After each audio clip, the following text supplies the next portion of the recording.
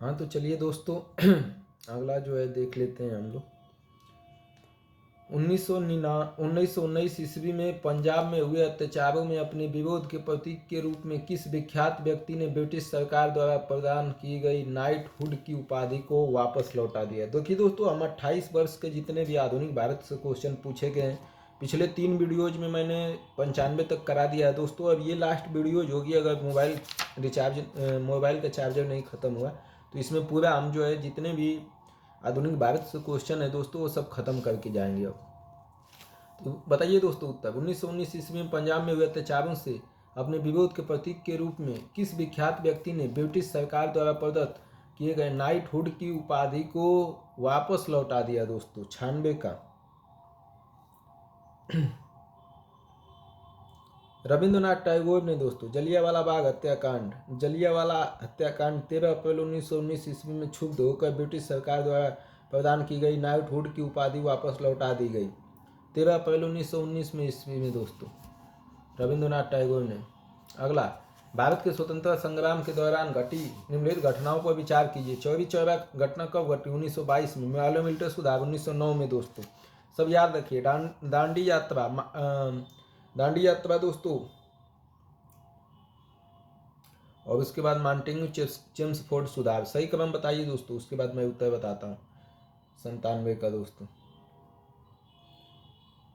दांडी मार्च कब हुआ था दोस्तों? हम लोगों ने देखा था 1930 ईस्वी में। माउंटेन्यू चेम्सफोर्ड सुधार 1919 ईस्वी में। कितनी बार रिपीटेशन कर रहा है दोस्तों, बाकी आप क्रम मिला लीजिएगा। चौरी चौरा हिंसा 1922, मालवा मिलिट्री सुधार 1909, दांडी यात्रा 1930, माउंटेन्यू चेम्सफोर्ड सुधार 1919 में दोस्तों। प्रथम विश्व युद्ध के दौरान सक्रिय होने वाले गदर क्रांतिकारियों का आधार स्थल था। गदर क्रांतिकारियों का आधार स्थल कहाँ था दोस्तों? उत्तरी अमेरिका, दक्षिणी अमेरिका, मध्य अमेरिका, पश्चिमी अमेरिका। गदर पार्टी की स्थापना सैन फ्रांसिस्को में हुई थी दोस्तों। सैन फ्रांसिस्को दोस्तों कहाँ है? उत्तरी अमेरिका में। लाला हरदयाल ने स्थापना की थी दोस्तों, उत्तरी अमेरिका। तो क्या हो जाएगा उत्तर? बी। निम्नलिखित में से विचार कीजिए। भारत छोड़ो आंदोलन प्रारंभ करने के पूर्व दिन महात्मा गांधी ने पहले जो है भारत छोड़ो आंदोलन प्रारंभ करने से पहले महात्मा गांधी ने सरकारी कर्मचारियों को त्याग पत्र देने को कहा, सैनिकों को अपने पद छोड़ने को कहा, राजसी रियासतों के राजाओं को अपनी जनता की प्रभुत्व स्वीकार करने को कहा। क्या होगा दोस्तों? 99 का। तीनों सही है दोस्तों।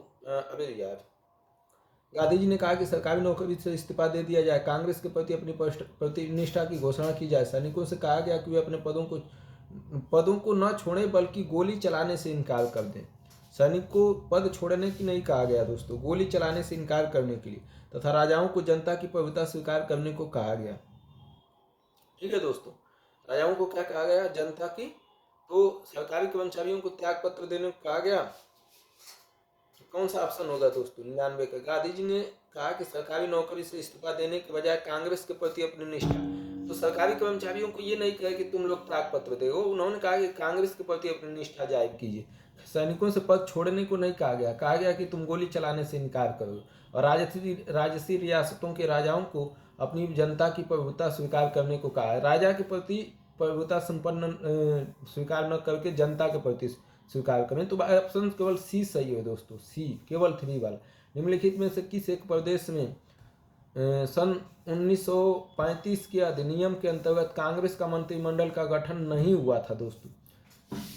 1935 के अधिनियम के अंतर्गत कांग्रेस के मंत्रिमंडल का गठन कहाँ नहीं हुआ था दोस्तों? बिहार, उड़ीसा, पंजाब, मद्रास। बताइए दोस्तों। 1935 अधिनियम के अनुसार हुए चुनाव में 6 प्रांत बंबई, मद्रास, मध्य प्रांत, उड़ीसा, संयुक्त प्रांत और बिहार में कांग्रेस सरकार का गठन हुआ। पंजाब नहीं दिया है दोस्तों, तो क्या हो जाएगा ऑप्शन? पंजाब। बंबई, मद्रास, मध्य प्रांत और उड़ीसा, संयुक्त प्रांत बिहार में हुआ था। किस कांग्रेस सत्र में कार्यकारिणी कमेटी की सविनय अवज्ञा आंदोलन प्रारंभ करने का अधिकार दिया गया था? किस कांग्रेस सत्र में कार्यकारिणी कमेटी को सविनय अवज्ञा आंदोलन प्रारंभ करने का अधिकार दिया गया था? किस कांग्रेस सत्र में कार्यकारिणी कमेटी को सविनय अवज्ञा आंदोलन प्रारंभ करने का अधिकार दिया गया था दोस्तों? कौन सी थी? कांग्रेस के लाहौर अधिवेशन 1929 की अध्यक्षता जवाहरलाल नेहरू में कार्यकारिणी समिति को सविनय अवज्ञा आंदोलन प्रारंभ करने का अधिकार दिया गया था। कब? 1929 में दोस्तों।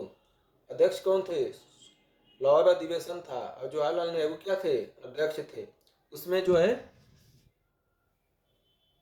है दिया गया था दोस्तों, कांग्रेस के कार्यकारिणी कमेटी को सविनय अवज्ञा आंदोलन प्रारंभ, लखनऊ लाहौर अधिवेशन 1929। 102 अक्टूबर 1920 ईस्वी में भारतीय कम्युनिस्ट पार्टी की स्थापना के लिए ताशकंद में एकत्र हुए भारतीयों के समूह के मुखिया निम्नलिखित में से कौन थे। अक्टूबर 1920 में कम्युनिस्ट पार्टी की स्थापना हुई। एच के सरकार मुखिया कौन थे दोस्तों, पीसी जोशी, एम एन राय। बताइए दोस्तों, हम लोग पीछे ये क्वेश्चन आ चुका है। एम एन राय के नेतृत्व में 1920 में ताशकंद में भारतीय कम्युनिस्ट पार्टी की स्थापना की गई तथा 1921 में कम्युनिस्ट इंटरनेशनल के साथ इसका संबंध स्थापित किया गया। कम्युनिस्ट इंटरनेशनल अलग है दोस्तों, कम्युनिस्ट पार्टी अलग है। तो कौन थे इसमें, एम एन राय थे दोस्तों। ये 2 बार क्वेश्चन पूछ चुका यूपीएससी ने। सन 1931 में कांग्रेस के कराची अधिवेशन में मूल अधिकारों पर प्रस्ताव का प्रारूप निम्नलिखित में से किसने बनाया था। मूल अधिकारों पर प्रस्तावों का प्रारूप किसने बनाया था दोस्तों, 103 का मूल अधिकारों पर प्रारूप जवाहरलाल नेहरू ने बनाया था। कराची अधिवेशन की अध्यक्षता वल्लभ भाई पटेल ने की थी।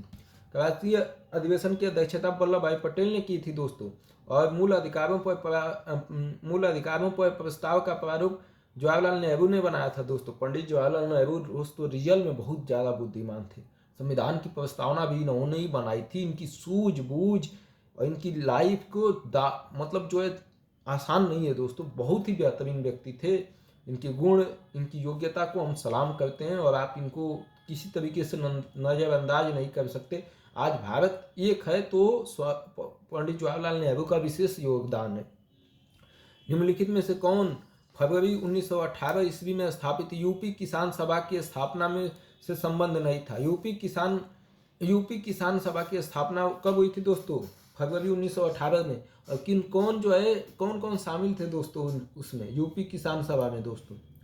यूपी किसान सभा में कौन कौन शामिल थे दोस्तों बताइए। उत्तर प्रदेश किसान सभा की स्थापना दोस्तों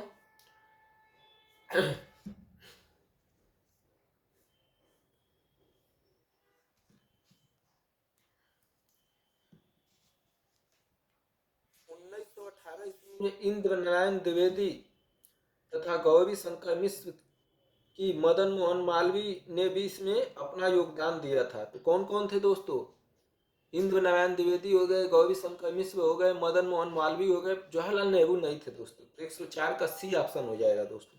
जून 1919 तक यूपी किसान सभा की 450 शाखाएं थी। इसके अन्य प्रमुख नेताओं में झिंगुरी सिंह, दुर्गापाल सिंह और बाबा रामानंद शामिल थे। अब दोस्तों आंदोलन, सत्याग्रह और सक्रिय संबंध व्यक्ति कौन, चंपारण से कौन संबंधित था दोस्तों। आप लोग अभी जान ही गए, खेड़ा से तो जान ही गए होंगे, अहमदाबाद मिल श्रमिक। चंपारण अभी एक क्वेश्चन पीछे आया था दोस्तों, चंपारण से वल्लभ भाई पटेल थे। चंपारण 1917 में प्रथम सविनय अवज्ञा आंदोलन हुआ था दोस्तों। और वहां किसको भेजा गया था दोस्तों, राजेंद्र प्रसाद। अहमदाबाद मिल हड़ताल कब हुआ था दोस्तों, 1918 ईस्वी में प्रथम भूख हड़ताल था। खेड़ा सत्याग्रह जून 1918 ईस्वी में प्रथम असहयोग आंदोलन था दोस्तों। 1 और 3 सही है दोस्तों। चंपारण से राजेंद्र प्रसाद सक्रिय थे दोस्तों। और चंपारण में जो है वल्लभ भाई पटेल, नहीं सही है दोस्तों। चंपारण राजेंद्र प्रसाद से संबंधित है और खेड़ा वल्लभ भाई पटेल से संबंधित है, खेड़ा का आंदोलन। ठीक, और कब हुआ था इसको भी याद कर लीजिए। चंपारण 1917 में प्रथम सविनय अवज्ञा आंदोलन था। अहमदाबाद में हड़ताल दोस्तों मार्च 1918 में प्रथम भूख हड़ताल था। और खेड़ा सत्याग्रह जून 1918 ईस्वी में हुआ था दोस्तों, जून 1918 ईस्वी में हुआ था।